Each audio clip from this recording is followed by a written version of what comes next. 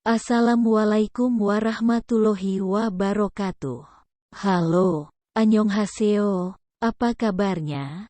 Semoga kita selalu baik-baik saja. Pada kesempatan kali ini kelompok 3 akan membahas tentang konsep dan karakteristik guru efektif dalam perspektif psikologi pendidikan. Kelompok 3 beranggotakan 1. Nabhan Labib Musyafa, 2. Naura Aisyah Salsabila, 3. Nova Cahyani Ramadina. Konsep guru efektif. Guru sebagai pendidik merupakan aktor penentu kesuksesan setiap usaha pendidikan. Itulah sebabnya setiap perbincangan mengenai pembaharuan kurikulum, pengadaan alat-alat belajar, sampai pada kriteria sumber daya manusia yang dihasilkan oleh usaha pendidikan selalu bermuara pada guru. Strong pada tahun 2013 menjelaskan bahwa guru efektif merupakan para ahli yang menguasai konten dan mengenal para murid yang mereka didik dengan menggunakan strategi perencanaan yang efisien, mempraktikkan pengambilan keputusan yang interaktif, serta dapat mewujudkan keterampilan manajemen kelas yang efektif. Wolfgram, Hanson, dan Eller pada tahun 2019 mengatakan bahwa guru akan terus menghadapi tantangan dalam memotivasi siswa, mempertahankan disiplin, serta bekerja sama dengan orang tua, sesama guru, dan administrator. Keberhasilan dari ketuntasan materi yang diajarkan juga menjadikan suatu pembelajaran menjadi efektif instruksional. Selanjutnya, ciri-ciri guru efektif. Suryanto dan Hasan pada tahun 2000 mengemukakan tentang beberapa kemampuan guru yang mencerminkan guru efektif, yaitu kemampuan iklim kelas, kemampuan strategi manajemen, kemampuan pemberian umpan balik dan penguatan, kemampuan peningkatan diri.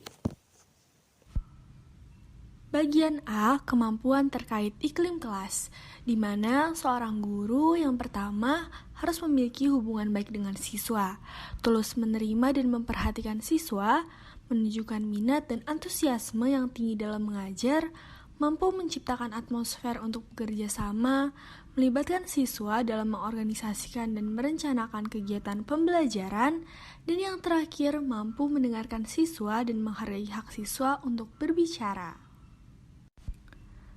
Bagian B yaitu kemampuan strategi manajemen, di mana seorang guru memiliki kemampuan secara rutin untuk menghadapi siswa yang tidak memperhatikan, suka menyela, mengalihkan pembicaraan, dan mampu memberikan transisi dalam mengajar, serta mampu bertanya atau memberikan tugas yang memerlukan tingkatan berpikir yang berbeda. Bagian C yaitu kemampuan peningkatan diri. Guru mampu menerapkan kurikulum dan metode mengajar secara inovatif dan mampu memperluas serta menambah pengetahuan metode-metode pengajaran. Bagian D yaitu kemampuan pemberian umpan balik dan penguatan, di mana guru mampu memberikan umpan balik yang positif terhadap respon siswa, mampu memberikan respon yang membantu kepada siswa yang lamban belajar, mampu memberikan tindak lanjut terhadap jawaban yang kurang memuaskan, dan mampu memberikan bantuan kepada siswa yang diperlukan. Sylvester J. Balasi mengidentifikasi beberapa karakteristik guru yang efektif. Yang pertama, komitmen, yaitu kesetiaan, kepatuhan, dan ketaatan, serta dedikasi untuk mencurahkan segala pikiran dan kemampuannya pada bidang pekerjaan yang menjadi tanggung jawabnya. Bagi seseorang yang telah menetapkan pilihannya menjadi seorang guru, tentu saja harus memiliki komitmen yang tinggi. Perhatian, motivasi, loyalitas, dan dedikasinya secara maksimal dicurahkan pada bidang pekerjaan yang ditekuninya sebagai seorang guru. Dalam pasal 40 ayat 2 Undang-Undang Sistem Pendidikan Nasional dinyatakan bahwa guru sebagai tenaga kependidikan harus memiliki komitmen secara profesional untuk meningkatkan mutu pendidikan. Yang kedua, intelligence. Agar bisa bekerja dengan efektif dan profesional pada bidang profesinya, harus ditunjang oleh kecerdasan. Tidak hanya kecerdasan secara intelektual, tetapi harus diimbangi juga oleh kecerdasan emosional, sosial, dan juga moral. Seperti yang diamanatkan pada pasal 40 ayat 2 Undang-Undang Sistem Pendidikan Nasional, bahwa guru sebagai tenaga pendidik harus menempatkan dirinya sebagai teladan yang patut ditiru oleh siswa. Yang ketiga, sound karakter. Dalam pembelajaran, guru berperan sebagai komunikator, yaitu yang mengkomunikasikan pesan-pesan pembelajaran agar diterima oleh siswa untuk mencapai tujuan pembelajaran. Salah satu unsur penting dalam proses komunikasi adalah media komunikasi yang digunakan, antara lain melalui komunikasi verbal dengan menggunakan bahasa lisan atau suara. Oleh karena itu, setiap guru ketika berkomunikasi dengan siswa dengan menggunakan bahasa lisan harus jelas dan mudah dipahami oleh siswa. Yang keempat, knowledge. Seorang guru harus memiliki pengetahuan dan wawasan yang luas. Pengetahuan dan wawasan berpikir tidak hanya dibatasi pada penguasaan disiplin ilmu tertentu, tetapi menyangkut dengan pengetahuan lain. Seperti yang kita ketahui bersama, iptek berkembang dengan pesat, terutama berkenaan teknologi informasi dan komunikasi yang setiap saat tidak pernah sepi dari inovasi. Pembelajaran yang berbasiskan teknologi informasi dan komunikasi saat ini bukan lagi sesuatu yang dianggap mewah, tetapi sudah menjadi kebutuhan, misalnya e-learning, e-book, dan lain sebagainya.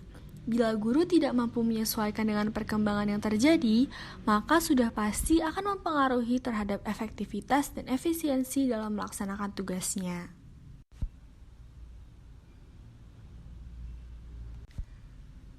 Yang kelima, good physical and mental health. Kesehatan fisik yang dapat menunjang terhadap aktivitas mengajar menjadi faktor penentu efektivitas pembelajaran. Demikian pula, kesehatan mental menjadi faktor dominan untuk dapat melaksanakan tugas pembelajaran secara profesional. Dalam banyak hal, kekurangan fisik dapat tertutupi oleh kebaikan mental dan emosionalnya. Ini berarti kesehatan mental memiliki peran yang amat penting dalam memengaruhi proses pembelajaran. Oleh karena itu, guru yang efektif harus memiliki kesehatan jasmani dan juga rohani. Yang keenam, enthusiasm atau antusias. Modal dasar untuk menjadi guru yang efektif adalah harus memiliki sifat antusias, yaitu suatu kondisi jiwa yang mencerminkan semangat atau kemauan yang membaja. Sifat antusiasme seorang guru akan tercerminkan melalui sikap, perhatian, motivasi dalam mengajar, dedikasi, tanggung jawab, disiplin, dan sifat-sifat positif lain yang merefleksikan dari kesungguhan. Sifat antusiasme yang ditunjukkan oleh guru ketika melaksanakan tugas sehari-hari secara psikologis akan berpengaruh terhadap semangat dan motivasi belajar siswa. Ketika siswa memperhatikan guru yang disiplin, datang tepat waktu, penuh perhatian, dan lain sebagainya, maka akan berbanding lurus dengan sifat siswanya. Artinya, siswa akan terdorong untuk belajar dengan penuh semangat dan juga disiplin, sehingga akhirnya akan berdampak positif terhadap proses dan hasil pembelajaran. Yang ketujuh, sense of humor. Guru yang efektif dalam membimbing pembelajaran adalah yang mampu menciptakan suasana kelas yang menyenangkan. Oleh karena itu, suasana kelas harus dikondisikan agar siswa merasa betah atau nyaman ketika melakukan aktivitas belajarnya. Salah satu upaya untuk menciptakan kondisi belajar yang menyenangkan adalah sifat humor dari guru. Humor di sini harus dibedakan dengan melawak. Humor dalam pengertian ini pembelajaran dikaitkan dengan upaya untuk meningkatkan perhatian dan motivasi belajar siswa. Misalnya, ketika memberikan ilustrasi atau contoh, tidak salah jika di dalamnya mengandung unsur-unsur yang bersifat humor, tapi mendidik dan tetap terkait dengan materi yang sedang dipelajari. Dan yang terakhir, flexibility. Guru yang efektif ialah yang dinamis, luas, yaitu yang mampu menyesuaikan dengan situasi dan kondisi atau fleksibel. Guru tidak selalu bertindak sebagai informator atau pemberi materi, akan tetapi sewaktu guru bisa memerankan selaku pembimbing atau teman diskusi bagi siswa. Oleh karena itu, guru yang efektif ialah yang mampu dan terampil menggunakan multi metode di media pembelajarannya. Apabila guru banyak menguasai metodologi pembelajaran, menguasai media dan sumber-sumber pembelajaran, maka akan memudahkan guru untuk melakukan penyesuaian dengan perkembangan yang terjadi. Untuk memiliki sifat karakter yang dibutuhkan oleh seorang guru tidak akan muncul dengan sendirinya, akan tetapi harus dipelajari, dibangun, dilatih, dan direfleksikan. Selanjutnya, untuk bisa menyesuaikan dengan perkembangan yang terjadi, maka guru harus selalu mengembangkan diri dengan belajar yang tak pernah berhenti. Sementara itu, Slavin pada tahun 2019 menyebutkan faktor yang membuat seseorang itu menjadi guru yang baik adalah sebagai berikut, yaitu A. Mengetahui pokok mata pelajaran dan menguasai kemampuan pedagogik. B. Menyelesaikan semua tugas yang terdapat dalam pengajaran yang efektif dengan kehangatan, antusiasme, dan kepedulian. Yang C, guru yang intensional dan menggunakan prinsip psikologi pendidikan dalam pengambilan keputusan dan pengajaran. Dan yang D, menggabungkan riset dan akal sehat. Urgensi komitmen menjadi guru efektif yaitu kata komitmen berasal dari bahasa Latin yaitu committure, to connect, interest, the state of being obligated or emotionally impelled, adalah keyakinan yang mengikat atau akad sedemikian kukuhnya sehingga membelenggu seluruh hati nuraninya dan kemudian menggerakkan perilaku menuju arah yang diyakininya atau itikad. Komitmen guru diwujudkan dengan keterlibatan mereka di dalam pengajaran dan pembelajaran di sekolah. Guru pun memiliki komitmen, yaitu tingkatan di mana seseorang bekerja mengidentifikasi diri dengan organisasi dan tujuan-tujuannya. Beberapa komitmen guru yaitu 1. Terhadap dirinya sebagai makhluk Tuhan. 2. Terhadap profesinya sebagai pembelajar. 3. Terhadap sekolah sebagai satu unit sosial. 4. Menciptakan pembelajaran bermutu. 5. Terhadap masyarakat sebagai fungsi dan signifikasi sosial. Dan yang terakhir 6 yaitu terhadap siswa dan siswi. Pentingnya urgensi berkomitmen menjadi guru yang efektif akan tampak dari karakteristik atau ciri-ciri guru tersebut, seperti tingginya perhatian terhadap siswa dan siswi, bagaimana guru menghadapi anak didik dan permasalahan yang ada dalam proses pembelajaran, dan lain sebagainya.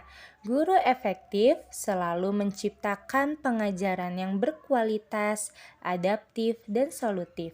Sehingga dalam kondisi apapun, guru yang hebat akan selalu merespon perubahan-perubahan dan pengetahuan baru dan terkini, serta menggabungkan ide-ide baru tersebut dalam implementasi kurikulum di dalam pembelajarannya sehingga pembelajaran selalu bermutu. Terima kasih atas perhatiannya. Kamsahamnida. See you. Wassalamualaikum warahmatullahi wabarakatuh.